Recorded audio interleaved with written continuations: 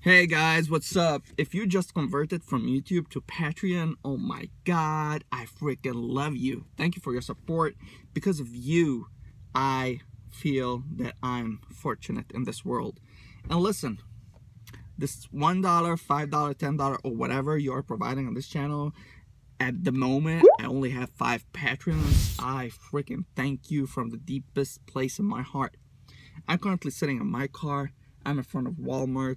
I was just at, the University of Illinois campus. There's only one ATM for Bank of America in the Midwest of Illinois. And it's only in the campus. And to find a parking in the campus, it's freaking hard. I mean, I wasted at least, let me see, I wasted at least 45 minutes going from my house to the university for that Bank of America ATM to draw money, because to transfer money back home you need cash. I'm gonna tell you all about it. So when I was back home, I was freaking broke. Literally, I had no money, and yeah, literally I had no money. My job, my nursing job, I would earn a monthly salary of $1,200, and my house payment, like the rent, was $600. So the other $600 was for food, gas, whatever, all other expenses, and it was not enough. So we were not able to make it, back home, if we didn't have that one dear friend of ours. Actually, it's Amani's friend. Her name is Amuna, and she lives in Australia. And she was freaking helping Amani all the way when we were in Lebanon. So she helped her for at least 15 or 16 months. On a monthly basis, she was sending her money, anything from $1,000 to $1,200, something like that, every month. And I was not taking part of that, money. So basically, Amani took for our family around $15,000. And that's, Amuna, she said, hey, listen guys, I don't want any of that money back. She doesn't want any of that money back. She was genuinely helping us. Like as a man, someone helping you to support your family, just to live to the bare minimum. Because bear in mind, guys, I was living off the floor when I was back home. Literally. Only had mattresses. And I wasn't able to work another job. If you're not from Lebanon, you'll not understand. If you are a nurse back home, you can only do nursing. That's it. They don't have any part-time jobs. We don't have part-time jobs back home. Either you work a full-time job or you're unemployed. So with my full-time job, I either had to take another full-time job, which is freaking crazy, or just live within, whatever you make. And Amani, I don't know, for some reason, she might live with whatever we have for a month, but then she'll get freaking upset because, she can't do it. For the past, 6 years working in Saudi Arabia, we moved to the States. Hey, we had shitload of money. We at least had $200,000 on us. But then, life flipped you around. We invested in property back home. Then we moved to United States. We wasted at least $78,000 over there trying to, follow that American dream. We bought furniture, cars, all these kind of stuff. We're spending money right and left. We thought this is gonna work, and then it didn't work, and we had to go back home. Anyways, long story short, Amuna didn't ask for the money back, period. She said, literally, she told Amani, hey, I don't want that money back. I just want you guys. And she, when we came to the United States, she still helped her with, she paid for my family's, airfare. For Amani and the kids, she paid for the airfare. That's freaking crazy. She's the most kind and genuine person in our life. Anyway, that does not make me feel good. As a man, that brings me down, every now and again, whenever she sends us money. And for the past year, she haven't sent any she helped Amani with the airfare, and then she sent her money once when she was studying. She said, listen, take that money, put Noah in a like a childcare so that you can focus on your NCLEX and pass your NCLEX. Amani didn't use that money for like what do you call it, childcare. She used it for like Arabic school on the weekends, stuff like that, just to have more time to study for her NCLEX. And she invested in like, I don't know, stuff for the kids. Anyways, but that brings us to our topic. When Amani was back home, and that's like me, listen, and this is the advice for you guys. If you're living back home and you only earn $500, just live with that $500. I mean, for me, if I had to eat once per day, if I had to sleep on the floor, if I had to walk to work instead of driving my car, I would freaking do that, and I would not ask anyone for money. I would live within my means. That's it, period. So, Amani's not like that.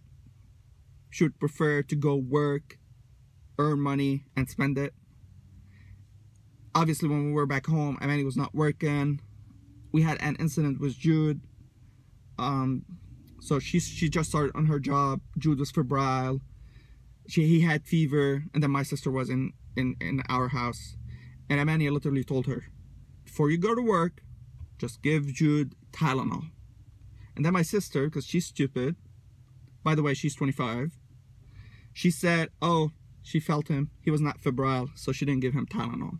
By the time and that was 12 noon. By the time Amani came back home, it was 3 p.m. Jude was freaking boiling. And then when Amani came home, Jude said, Mommy, I'm tired. I want to go sleep. And then she said, okay, go sleep, and I'll come see you in a bit.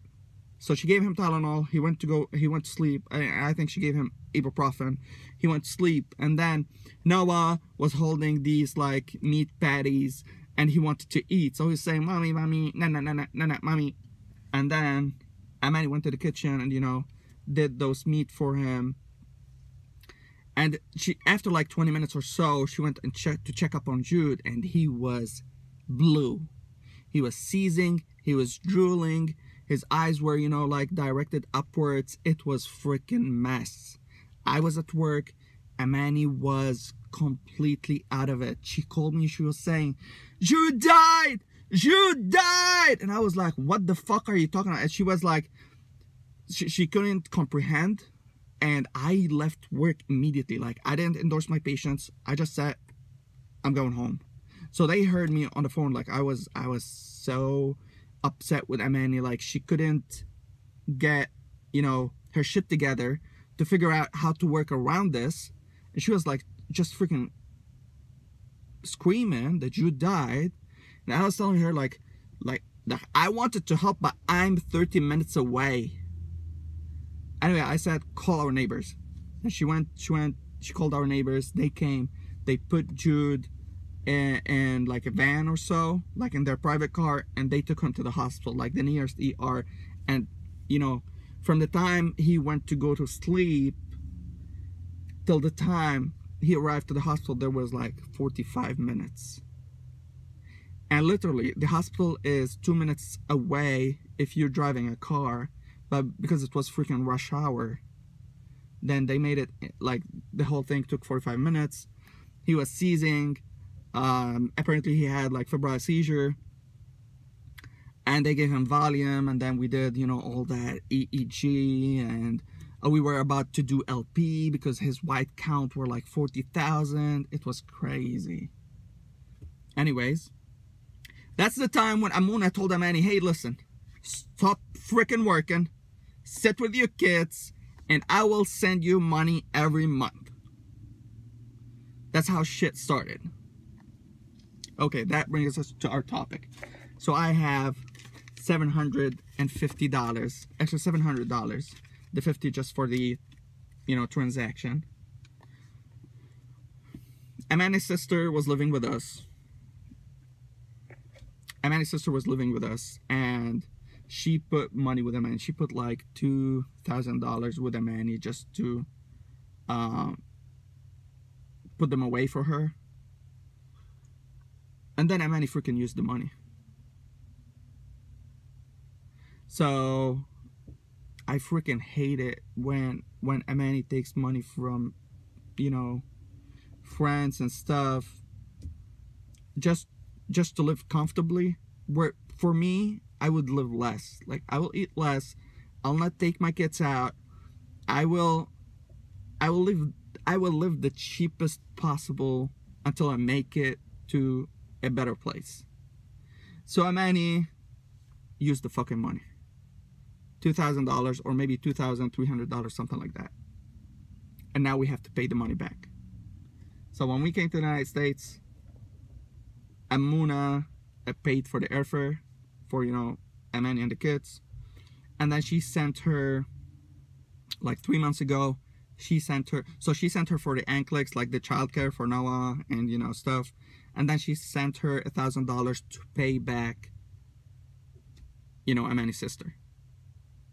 But we still owe her $1,400. And now Amani said, like, her sister's saying, you know, nagging, like, where's the money? I want the money. Just give me a day, you know, whatever. It's her right. Definitely, I totally understand. Even I don't like her sister. We had issues in the past. But she's right. Like, Amani took her money and she has to pay her back. It has been a year now. So I said, and we are in the middle of moving to a new house. We will have 2 lease on us. Like 2 lease commitments on us. $835 a month, and then $1,200 a month. So that's like $2,000. Come on, what the fuck? And I mean, it's not working yet. So I will be paying. I mean, like I don't know. So an agency nurse, you cannot maintain 2 leases for 2 months. That's crazy. But anyways, I don't have any other options, so we're gonna keep the 2 leases until we find someone to sublease. But I mean, she told me this morning, she woke up, she was very upset because she saw her sister's messages on, you know, WhatsApp saying, what's going on with the money? When you gonna pay me back? Give me a date. So Amani was so upset, and she said, listen, I don't care from where you're gonna get the money. Just go send her the amount. And I said, can't she wait for like till July? And she said, no. I said, listen, I'll pay half of it now and half of it maybe like a month later or so, or in July. She said, okay. So that's why I went and I draw the $700. I'm gonna send them to her now. For me, it's just a waste of money. If you and your partner are not on the same page with expenses, fuck. That's not good. Unless your partner is working and helping out. But sometimes, you know, like your partner is working, but you're paying all the bills and your partner is saving the money. And then you're broke and your partner is wealthy. Well, I don't know. But that's what's going on. It's freaking crazy. A little bit of story time for you guys. And you know, all the money that I got from the tax return, the $7,800 or something, I didn't spend that money. I used $3,500 to pay back one of my credit cards, and yeah, I kept the rest. But yes, I need to do more of those PRN shifts over the next couple of months. Alright guys, I hope you enjoyed this video. It will give you a little bit of, you know, thought process. Reflect on life. Just live within your means. And hey, if your partner can't do that, fucking slap them. No, I'm just kidding. There's no way I'm slapping him any, but Just talk, over communicate. Communication is the key. Maybe I didn't do much of that because I was depressed back home, but communication is key. You're not cheap for telling your spouse, hey, let's stop wasting money here and there and live within our means. You're not cheap. You're just realistic, right? So, any thoughts, put them down in the comments. I would like to hear what you think about this. And it's a good thing that Amani doesn't watch these Patreon videos. But yes, guys, love you. Thank you for your support and see you on the next Patreon video. And I freaking hate these eyeglasses. I freaking hate them. You know why? Because the eyeglasses keep reflecting. All right, guys, love you. See you. Alrighty, I just sent the money, and this is how I'm gonna deal with it. I'm gonna eat half a dozen of donuts. Yes. Yes. See you later. See you later. Bye.